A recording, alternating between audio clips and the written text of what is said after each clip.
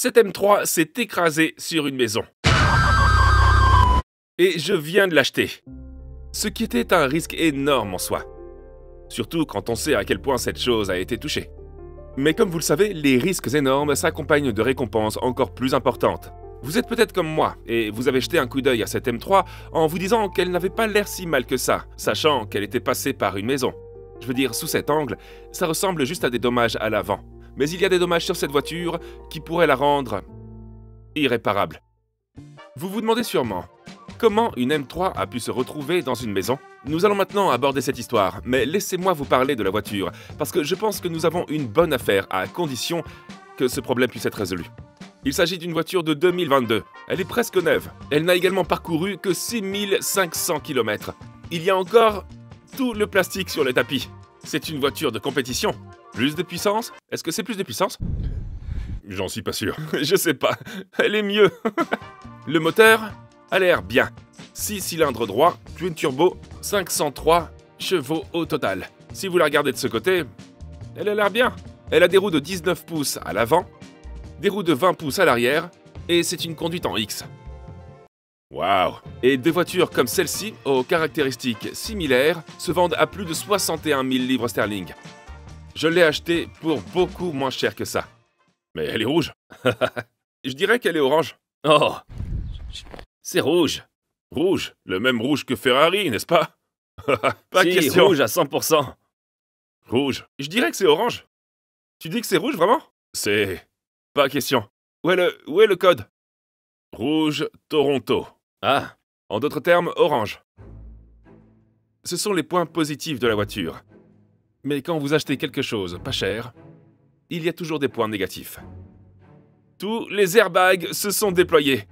La vitre arrière s'est complètement brisée. La vitre avant est fissurée. Ce phare est endommagé, ainsi que celui-là. Cette huile avait l'air d'être dans la voiture.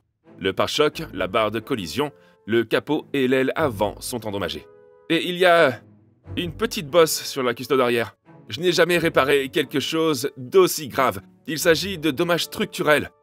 Et nous ne savons toujours pas s'ils sont réparables. Mais je n'aurais pas appuyé sur la gâchette pour acheter cette voiture si j'avais cru que ce n'était pas possible. Le problème, c'est que nous ne connaissons pas encore toute l'étendue des dégâts. Et le seul moyen de le savoir est de procéder à une inspection plus poussée. Nous devons donc rentrer cette voiture à l'intérieur pour commencer à la démonter complètement. Mais pour mettre la voiture au point mort, il faut que je puisse démarrer la voiture et la mettre au point mort. Mais la voiture ne démarre pas, il n'y a pas d'huile dedans. On ne sait pas si le moteur tourne, et pour mettre la voiture en neutre, il faut passer sous la voiture pour tirer vers le bas un levier sur la boîte de vitesse. Si vous vous souvenez de la BMW M5, nous avons dû faire quelque chose de similaire. Passer sous la voiture, trouver la boîte de vitesse, et sur celle-ci se trouvait un levier que vous deviez tirer vers le bas et attacher à l'arbre d'hélice pour le maintenir au point mort. Mais c'est tout simplement inutile, car même si nous parvenons à la mettre au point mort, cette roue ne bougera pas, elle est complètement coincée. Elle ne bouge pas. Pour la mettre sur le pick-up, nous avons dû la traîner à l'aide d'un treuil. Et pour l'enlever, c'était une toute autre histoire. Non! Même s'il s'agit d'une voiture à 4 roues motrices, les roues avant ont pu rouler librement. Même si la voiture était en stationnement, ce sont seulement les roues arrière qui étaient bloquées. Honnêtement, je ne sais pas par où commencer avec cette voiture, mais mon premier plan est probablement de découper cette arche pour pouvoir faire bouger cette roue. Ensuite, on verra si on peut la mettre au point mort, et ensuite, on verra si on peut démarrer le moteur. C'est ce qui est prévu. Vu que t'aimes pas les BMW, ou alors t'as changé d'avis? Non. C'est ce que je pensais. Comme Anna n'aime toujours pas les BMW, j'allais la laisser découper la custode arrière. Je croyais que ça allait là. Non, non, non. Ça ne semble pas normal, mais voilà.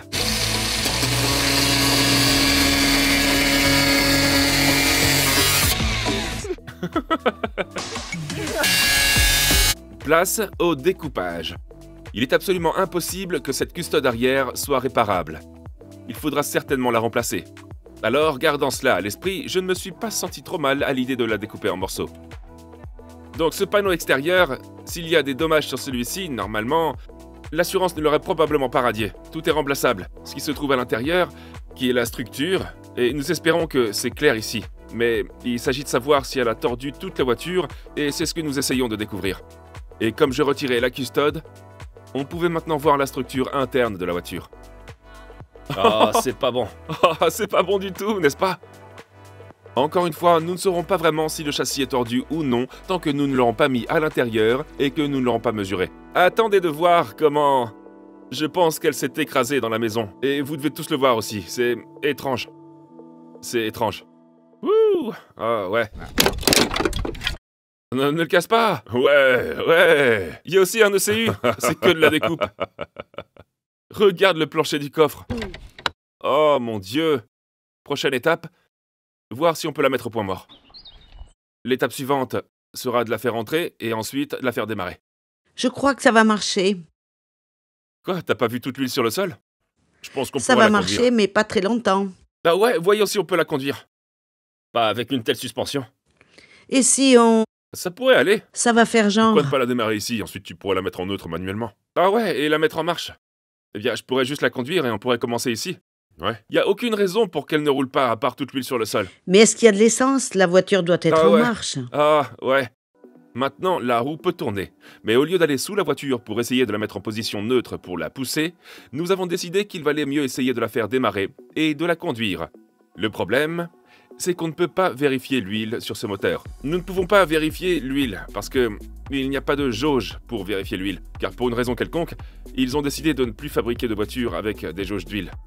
C'est en rapport avec les émissions, n'est-ce pas? On sauve la planète. Donc, je pense qu'il n'y aura pas d'huile dedans. Et BMW insiste pour une raison ou une autre. Matt, regarde ça. En dessous, ici, vous voyez en bas? C'est le refroidisseur d'huile. BMW l'a placé tout en bas de la voiture, ce qui est logique. Elle va recevoir plein d'air, mais si vous percutez un dos d'âne ou autre, le refroidisseur d'huile va être cassé. Donc mon plan est d'aller en dessous et de trouver le tuyau d'alimentation du refroidisseur d'huile et le tuyau de retour. Je vais les déboulonner tous les deux du refroidisseur d'huile. Est-ce que de l'huile sort? Non! Et trouver ensuite une sorte de tuyau pour combler le fossé entre les deux. Ah. Oh ouais! Il y en a. D'accord. Il y a de l'huile dans celui-ci. Ça va faire l'affaire. Ce sera notre refroidisseur d'huile. Maintenant, au lieu que l'huile circule dans un refroidisseur d'huile, elle passera simplement dans mon tuyau en silicone, ce qui est suffisant pour faire démarrer la voiture et l'introduire dans l'appareil. La partie métallique des tuyaux est pliée, je vais donc devoir les remplacer de toute façon. Alors, je les ai coupés. Je peux donc maintenant glisser mon tuyau en silicone. Le voici. Ta-ta-da! Wow! Donc, la seule façon de savoir combien d'huile il y a dans le moteur est de le vider. Mais dans ce cas, ce sera un carnage. Je pense que le meilleur plan est d'alimenter la batterie, ensuite d'allumer le tableau de bord, et le tableau de bord dira probablement s'il n'y a pas d'huile à l'intérieur. Certainement. Si vous avez déjà regardé l'une de mes vidéos, vous savez qu'en général, lorsque la voiture a un accident, le fusible d'alimentation saute lorsque les airbags explosent, ce qui empêche l'alimentation du démarreur. Vous aurez toujours du courant dans la voiture, mais vous n'en aurez pas dans le démarreur. C'est la première fois que je vois un fusible d'alimentation sur la borne de la batterie. Cela permet donc d'arrêter le courant qui passe par ce câble, et ce câble envoie le courant directement au moteur du démarreur. Je vais donc voir si je peux ouvrir le boîtier du fusible pyro pour voir s'il y a un moyen de combler l'écart pour que le courant soit envoyé au moteur du démarreur. Je n'ai jamais vu ce type de fusible pyro auparavant. Donc, le fusible pyro, tout ce qu'il fait, quand il explose, c'est qu'il éclate littéralement comme ça. C'est pour ça que c'est un peu tordu. Mais en faisant ça, on a maintenant une alimentation directe au moteur du démarreur. Regarde ça, c'est entré, c'est réparé! Ainsi, en faisant cela, j'ai comblé le vide dans le fusible pyro et j'ai pu le remettre sur le positif de la borne de la batterie. C'est presque comme si BMW savait que les gens allaient les écraser. Bien, on a du courant. Ajoutez du liquide de refroidissement, c'est écrit, donc on n'a pas de liquide de refroidissement. C'est écrit ajouter de l'huile? J'ai la moitié d'un réservoir d'essence. Ça indique également que nous avons 11 000 km compteur, et non 6 500. Mais tout cela s'ajoute à l'histoire plus loin dans la vidéo. Mon père va maintenant ajouter de l'huile dans le moteur, parce que nous ne sommes pas encore sûrs de la quantité d'huile qu'il contient. Et le fait qu'il soit un peu trop rempli, est mieux de ne pas en avoir du tout, en ce moment. La raison pour laquelle le capot est comme ça, c'est que... Tu vois ça, Matt? Ce truc-là est un système de protection des piétons. Lorsque tu frappes quelque chose à l'avant et que ça heurte ce tuyau ici, ce qui va se passer, c'est que ta charnière va exploser par l'arrière, parce que si t'as heurté un piéton, ça l'empêchera de frapper la tête sur le moteur. En effet, si vous heurtez quelque chose de face, la charnière se relève à l'arrière, ce qui permet d'amortir le choc pour un éventuel piéton. Et la seule façon d'y remédier maintenant est de remplacer les charnières et le dispositif explosif qui les fait sauter. Et voilà. Plus t'en sais, mieux c'est, n'est-ce pas? Si ça commence à cliqueter, éteins-le immédiatement. Ou sinon, on dit simplement non. Je vais attendre le non. Il y a deux grands moments ici. D'une part, s'il démarre, ce qui devrait être le cas, et d'autre part, si la boîte de vitesse est en bon état. Je croise les doigts. La dernière chose dont nous avons besoin, c'est d'un problème avec le moteur ou avec la boîte de vitesse, ce qui nous ferait reculer massivement. Voilà. C'est un jeu d'enfant. Ça démarre. C'était facile. Et elle fonctionnait bien. Il y a de l'huile qui sort. Il y a un peu d'eau qui coule. Il y a des voyants sur le tableau de bord. Il y a quelques lumières. Le capot est ouvert. Ça semble tout à fait... Ça semble parfait. Oh, c'est ça, le système de retenue. Ça a l'air bien. Voyons si elle peut rouler. Passe une vitesse. Ouais, t'es sur drive, Maintenant, est-ce qu'elle se déplacera vraiment par ses propres moyens? Elle bouge. Elle bouge? Vas-y. Elle bouge. Et elle bougeait. À peu près. Oh mon Dieu. Oh là là. Oh là là. Ce sont les petites victoires qui comptent. Elle bouge. Même les feux fonctionnent. Indique la gauche. Ouais. Tout va bien. Ok, c'est bon. Mais au moins, nous savons maintenant que le moteur semble en bon état. Et la boîte de vitesse. Nous avons fait rouler cette voiture assez vite. Et comme vous le savez tous, je suis loin d'être un mécanicien. Mais l'expérience que j'ai acquise avec les voitures précédentes que nous avons reconstruites et dont j'ai tiré les leçons a rendu des tâches comme celle-ci beaucoup plus rapides et plus faciles. Je suppose que c'est l'expérience qui compte vraiment.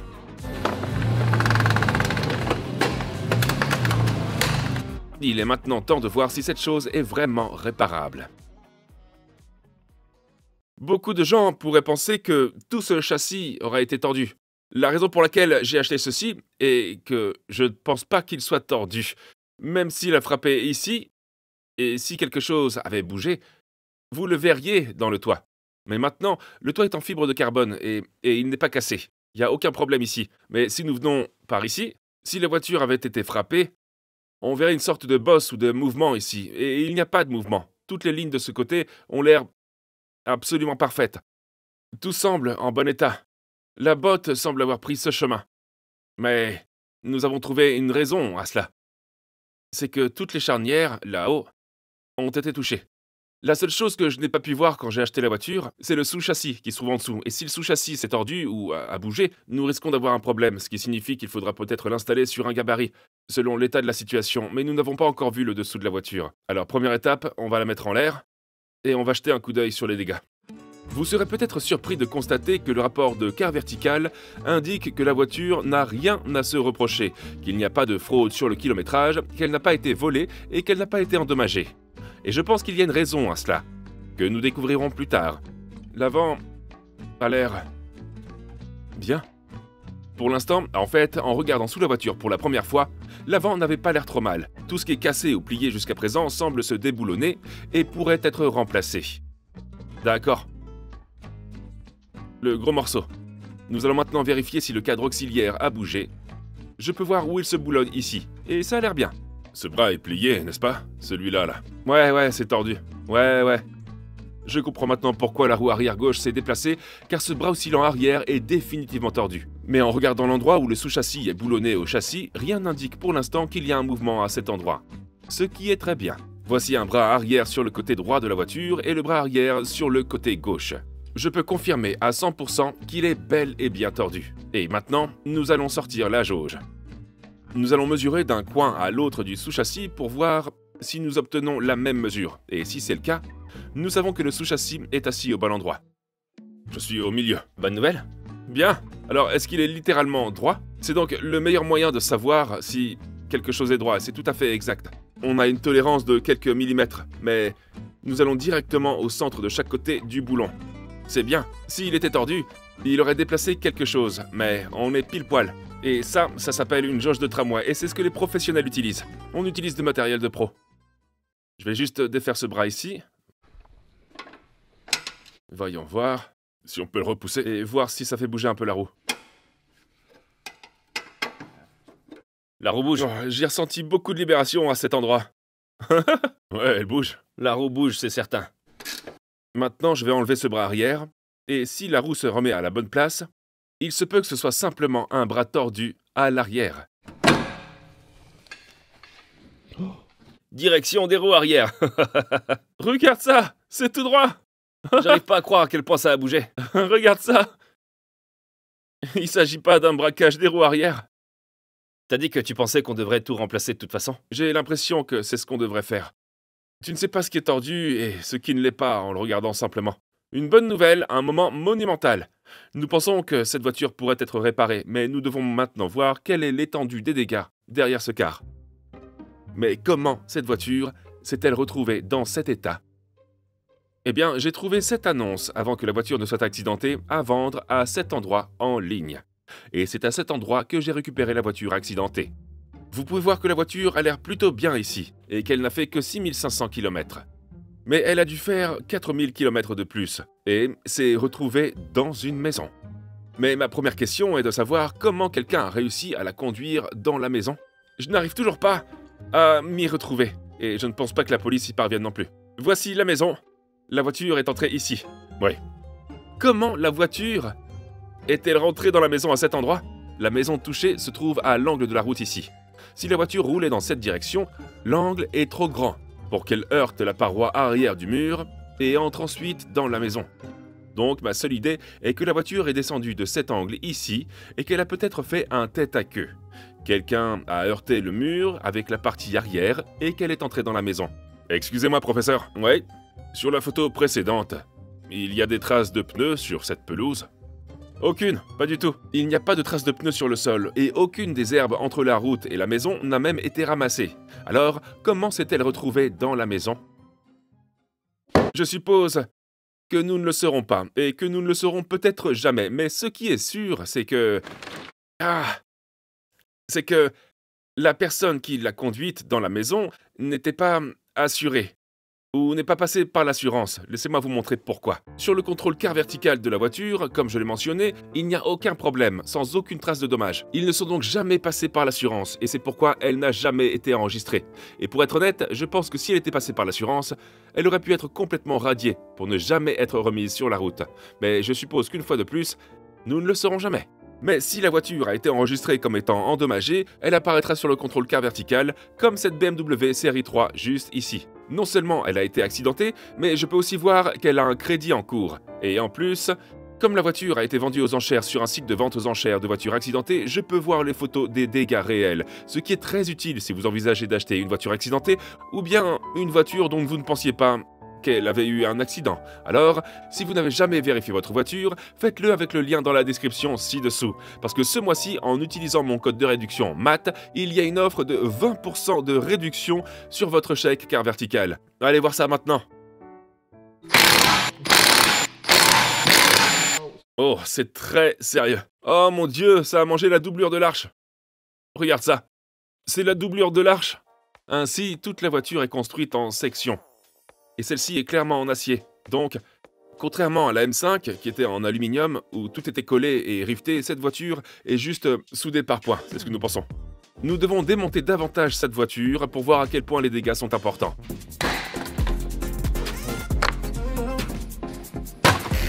Ce qui signifie qu'il faut tout démonter à l'arrière.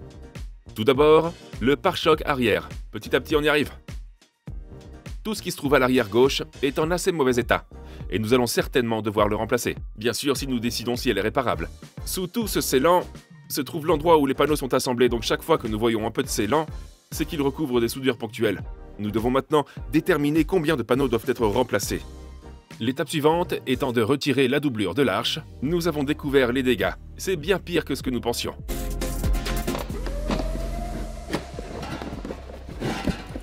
Force! Tu ne vas pas réutiliser ce morceau. Regarde ça. Même mon père avait l'air choqué. Tout le revêtement de l'arche intérieure de la partie arrière et le plancher du coffre semblent avoir été endommagés. Maintenant, je démonte l'intérieur du coffre, j'enlève le câblage et tous les amplificateurs, ce qui nous laisse ceci. Je ne sais pas si c'est bien, mais je vais le couper. On va voir. Je vais juste y aller.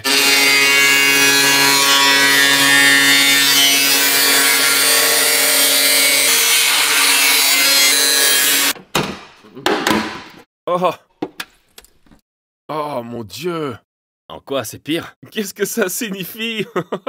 Regarde ça! Oh là là, C'est mauvais, n'est-ce pas? ça a pas l'air bien. Et maintenant?